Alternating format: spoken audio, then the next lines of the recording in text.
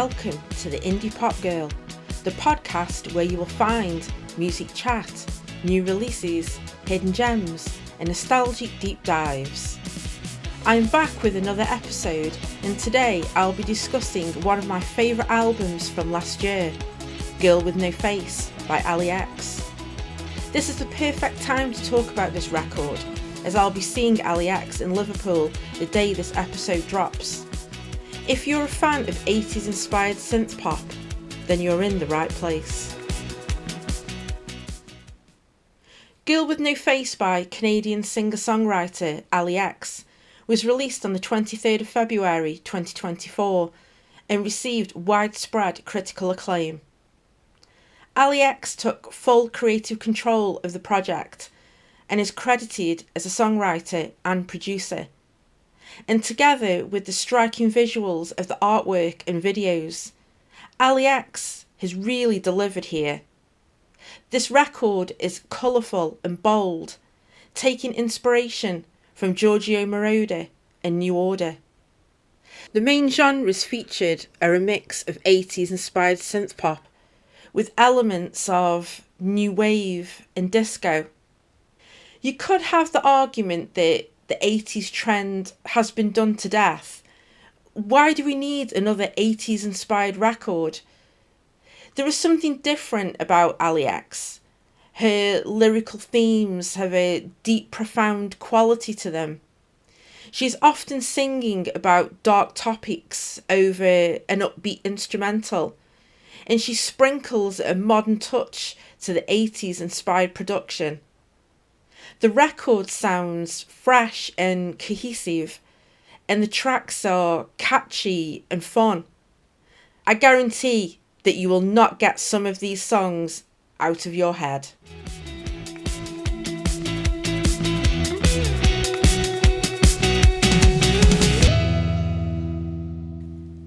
I was aware of Allie X back in 2020 with her Cape God release. During the pandemic, I was watching a lot of music reactions on YouTube and kept seeing her name pop up in the comments. I remember writing the album in my little book that I keep. I have a list of albums in the book that I need to check out at some point, and I add ones if I hear of something that I might be interested in. The list just expanded during the pandemic and I never got round to listening to Cape God. But fast forward to 2024 and I noticed that Girl with No Face was getting a lot of critical acclaim. Anything that is synth-pop, electro-pop or inspired by the 80s, well, sign me up, because I just know that I will find something out of it that I will enjoy. A few of the music reactors I follow on YouTube reacted to Girl with No Face, and I remember Truly Dreams standing out and I added it to my liked playlist. I wanted to sit with the record and fully digest it properly, and with the release of the deluxe, the Halloween edition that was released on the 31st of October 2024, I was reminded of Girl with No Face, and I finally had the opportunity to sit with the record and take in the tracks. And I was so glad that I did. And I also went back and listened to the rest of her discography.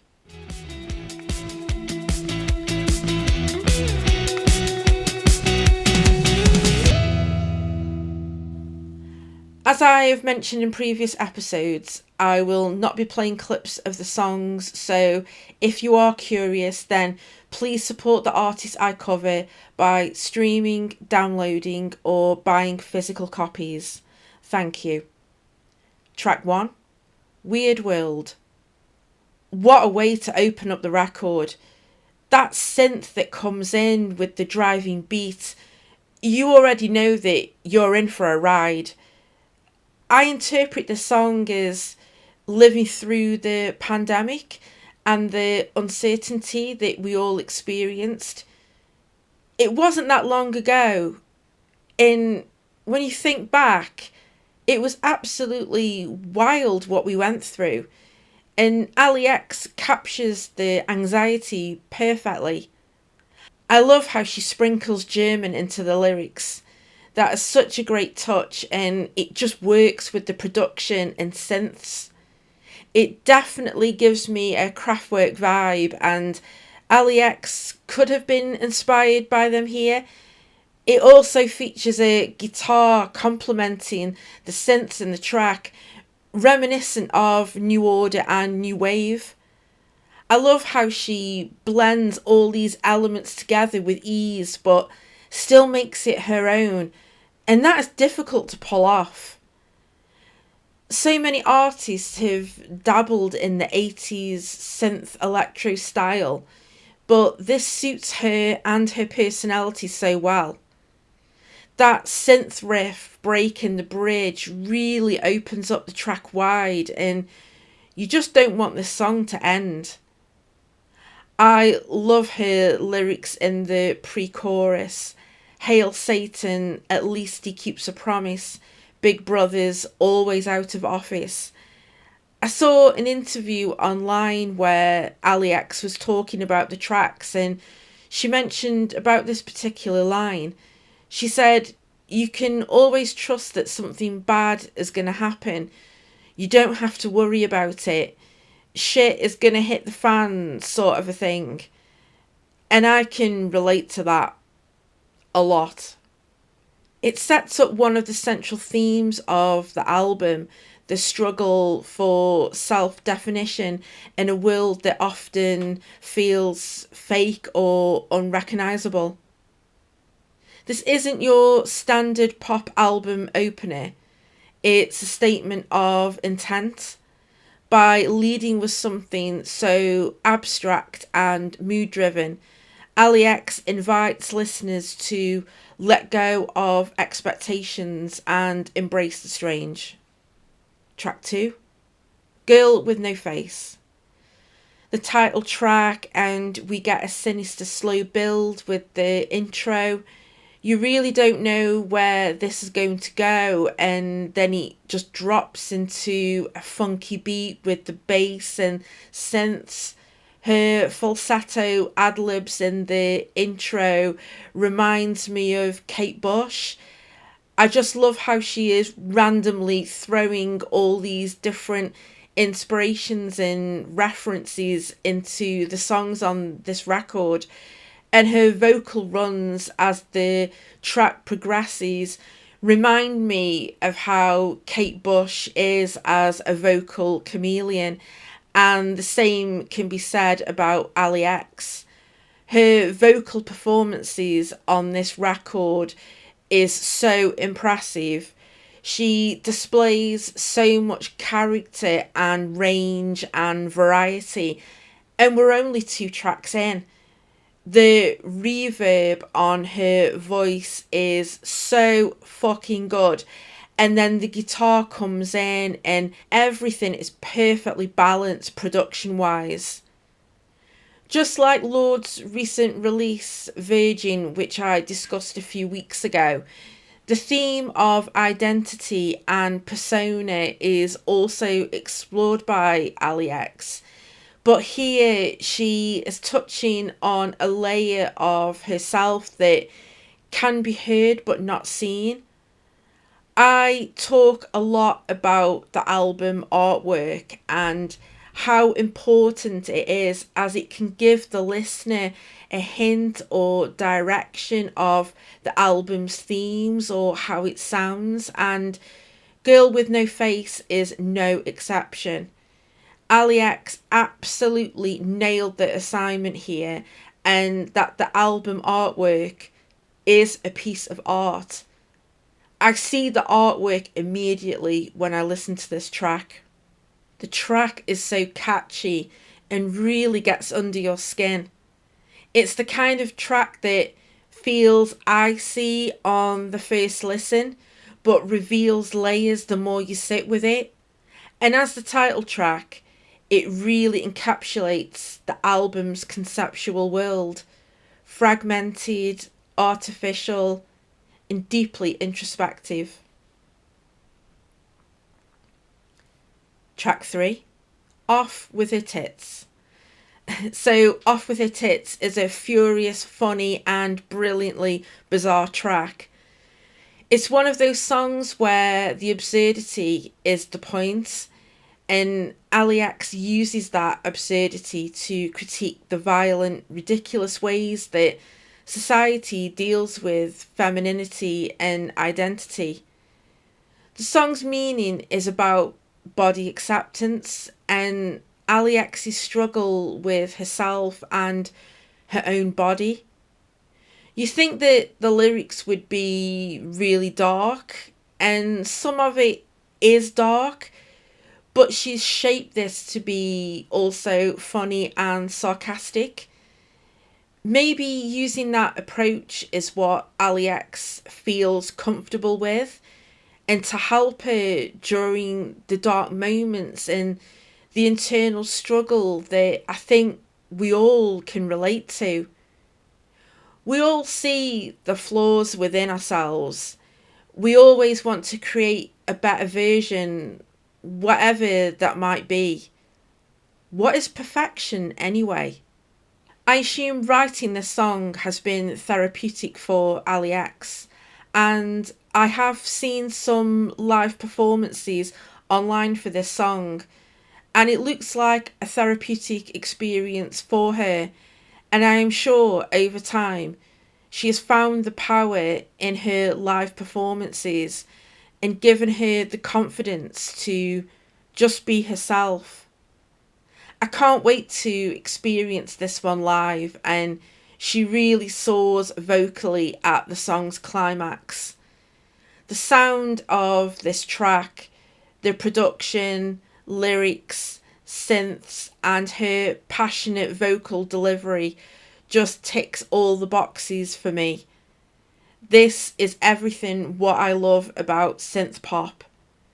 This is powerful, intelligent pop music, and I really respect Allie X for touching on these themes. The track just kicks ass, and it is one of my most played tracks. I could play this on repeat and I would never tire of it. The outro with the synths and Allie X just screaming is probably my favourite part on the entire record. This song is a synth pop masterpiece, and I will be screaming the line, "Stop the ridicule," at her live show. Track 4, John and Jonathan. The concept of this track is really unique. Allie X was inspired by a real life couple who she met at a fan meet and greet in 2018 in New York.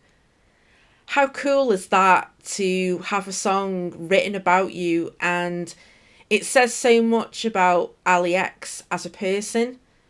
I have seen her in interviews and she comes across as a kind, down-to-earth person who appreciates her fans. The sound of this track is very 80s inspired.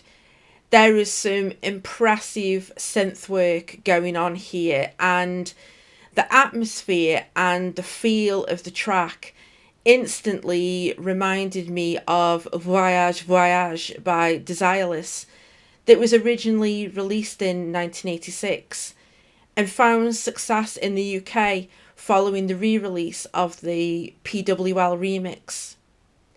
If you have not heard this track before, I urge you to check this out because the production is immaculate.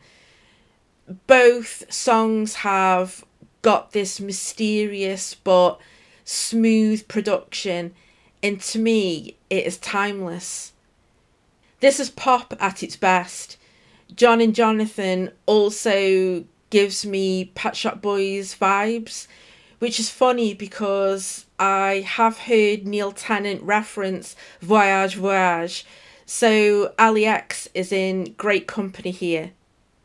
There's a bit of shared European synth pop melancholy, that cinematic detached coolness that was explored in the 80s. But what I love the most about the track is when we get to the bridge and that new order guitar comes in and just adds so much flavour into the production. I'm going to say it now, there is no filler on this record. The attention to detail displayed is off the scale. How this track can sound like something lifted from 1986 and 2024 is beyond me. John and Jonathan must be so proud of this, because if it was me and I had a song written about me in this way and it sounded like this, I would die happy. Track 5, Galena. It's hard to pick a favourite from this record, and my favourite does change depending on my mood. But when I introduced my husband to Allie X and this record, he has now confirmed that Galena is his favourite, and we both agree that this has hit single written all over it. It's got that familiar feeling, very similar to Cry For Me by Magdalena Bay from Imaginal Disc.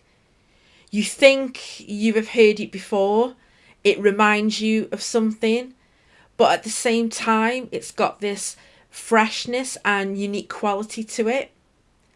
I hope you know what I mean. What I'm trying to say is that it feels nostalgic. It does transport me right back to the 80s when I was younger and discovering synth-pop. What is staggering, and I keep saying it, how Allie X manages to keep it modern, and she puts her stamp all over this record, and it's a rare thing. She has really found her lane, her comfort zone with this record, and if she keeps producing songs like this, then I'm so excited to see what she does in the future. I love what she does with her voice in the song. It's like she's using it as an instrument. Her lead and background vocals are so haunting. It sounds to me like the background vocals represent the Galena character. I just need to mention the bass on this song, especially on the outro. I am not sure what Allie X used here, but to my ears it sounds like fretless bass, a Pino Palladino vibe, which I greatly appreciate. Track 6, Hardware, Software. So as we reach the halfway point, I would class this song as not an interlude as such. It is a fleshed out song, but it served more like a transition point to the previous 5 tracks and the rest that follow. It's a bit like a palate cleanser. I've seen a mixed response to this track, but that's its charm. It's meant to be a bit weird and off the wall. Allie X is bringing her experimental game here, and for me, she pulls it off. Yes, it's a little jarring at first, and it took me a few listens to fully warm up, but when it clicks, it clicks. It really works in the context of the record, and it's not meant to be taken seriously. It's a bit of fun, and I really appreciate that. I interpret the meaning of this song as Allie X is flirting with her computer, but with a deeper, sinister layer.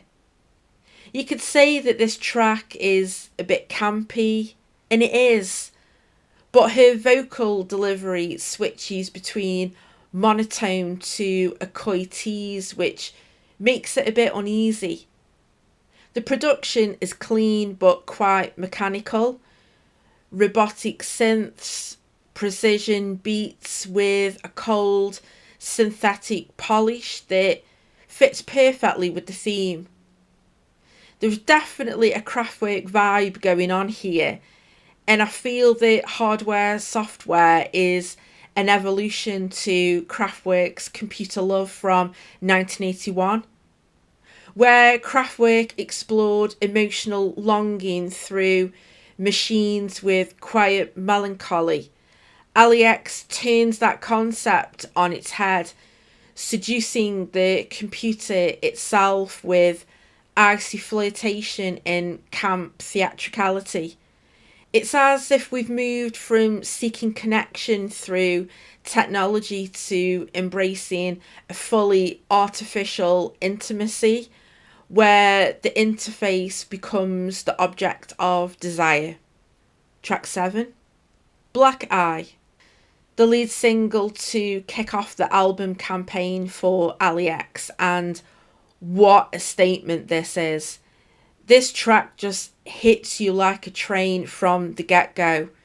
It's aggressive, it's bold, and what a vocal performance. She just goes for it on this track, and it is proper high energy. The production is so impressive. You think, is this album going to fall off at any point? And it just doesn't. Allie X just keeps delivering and serving. And I don't know how she does it. She is truly talented and deserves a commercial breakthrough chart-wise. Because when she's creating and producing pop songs that sound like this, holy shit, she just deserves all of the success. I urge you to check out her live performance of this song from the Kelly Clarkson show. It is on YouTube and I watch it a lot. She absolutely smashes that live performance wearing sunglasses and playing the synth and screaming. What a queen. Her vocal delivery is all over the place on this track. A bit of Kate Bush, a little bit of Bjork. It's unhinged in the best way. And the way that the guitar becomes more prominent to match the vocals as the track progresses, and then it all becomes washed out in the production at the end, is just genius. The video, I would say, is a homage to Kate Bush and her Babushka video. Both artists used theatrical, almost possessed choreography in their movements and facial expressions, wild eyes, sharp gestures, and dramatic poses. I also need to mention that Allie X looks stunning in the Black Eye video.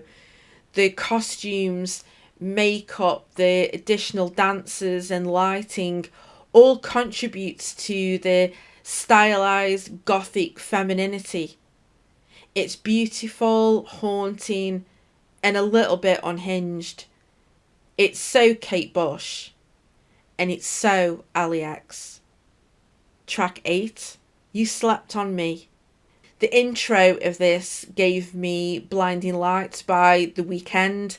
The first time I heard it, the prominent beat that comes in just gave me that vibe. I read that Allie X slowed this down as originally it was 200 BPM, which is insane. The pace of this makes a great workout song, and this record has been treadmill tested by me, and I can report back that you will get a satisfying workout from this record. The concept of the song was inspired by a tweet that Allie X saw, and the concept I completely stand by. The general public are sleeping on Allie X and this record, and if you have not heard this, then I hope you do check this out. As far as pop music goes, this is what I gravitate towards. You can have fun with it, but you can also appreciate the complexity sonically and lyrically when you have those moments on headphones or vinyl. I love the line, "I'm an icon, honey. This isn't a chore." Allie X has got this spot on. She might have shown her anxiety in Weird World and insecurities in Off With Her Tits, but here she is confident. She is slaying and she knows it. She is an icon and she is like, oh, I can write this shit without even trying. Her muse is coming naturally. And yes, flaunt it, girl. Let them all know. Track 9, Sadie Smile. This melancholic ballad, and the only ballad on the record, just gives you a bit of a breather. It's perfectly placed in the track list, especially coming after the previous track in the insane pace. It's nice to slow things down a bit. This track reminds me of Depeche Mode, and I've talked to my husband about this every time we play it in the car. The production and melancholy just transport me to Depeche Mode, and I could imagine something Martin Gore would sing. Sadie Smile definitely carries a Depeche Mode energy, especially in its mood, tone, and minimalist electronic production. It's one of the darker yet more emotionally vulnerable tracks on Girl with No Face, and the comparison really enriches its context. It would be interesting if Allie X was inspired by Depeche Mode when creating the sonic landscape. It just blows me away that she is the credited songwriter on this track. This just displays her true talent as a songwriter and producer. Her vocals on this track just go off. The way that she screams in her higher range is just so impressive. It's drenched in reverb, but it's just so effective. And when that comes in, I think it's one of the most striking parts of the record, and it deserves to be highlighted because it is so unexpected. Track 10, Staying Power.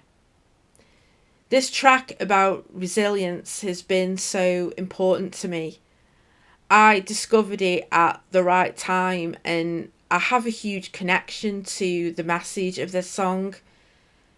And then I discovered that Allie X wrote this after experiencing a bad time with her health, and she explained that staying power is an acknowledgement of her power, who she is as a person.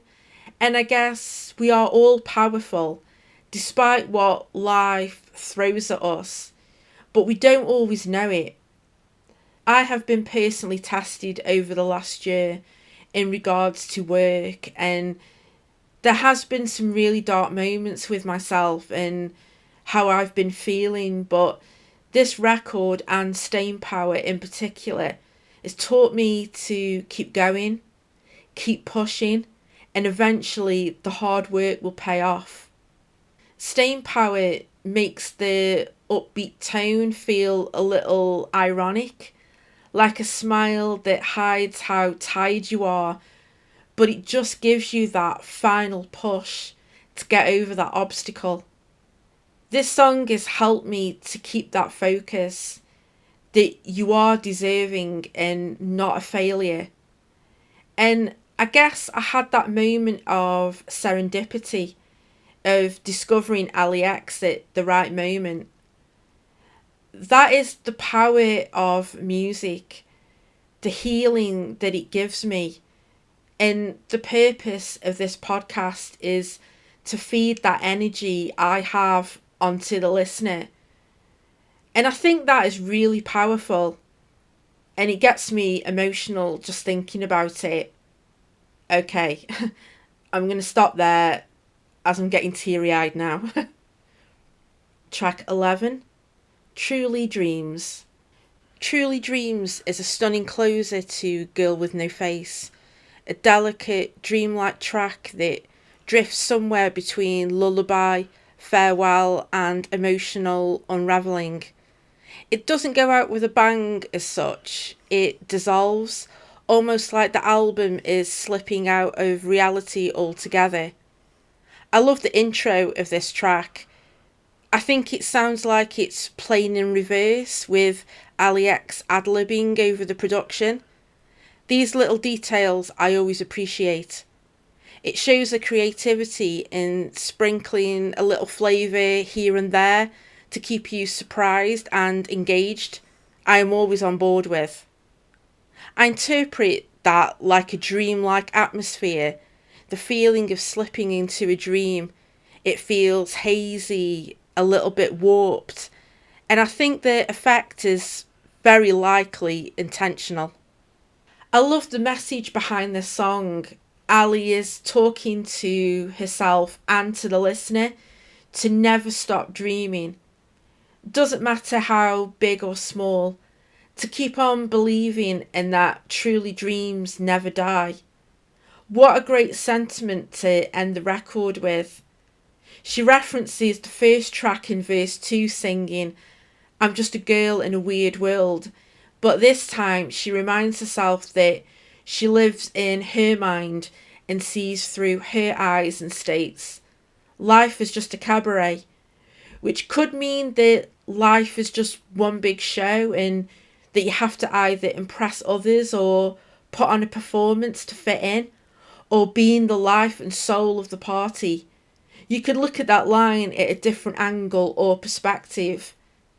The track ties everything up nicely and ends the record in a satisfying fashion.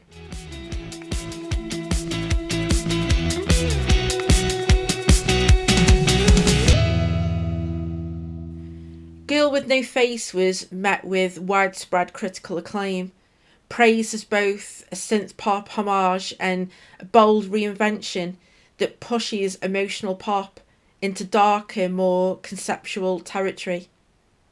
On Metacritic, the album scored an impressive 85, indicating universal acclaim. AllMusic hit the nail on the head with their description. They called the record nostalgic yet futuristic 80s synth sound. Anthony Fantano, The Line of Best Fit, DIY Magazine and others were all positive about the record, and I did see it pop up on several end-of-year lists for last year.